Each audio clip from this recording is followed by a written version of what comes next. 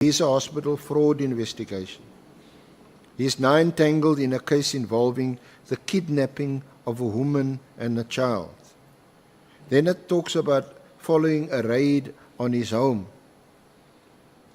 Then in court papers, so he's involved there, there's the 360 million.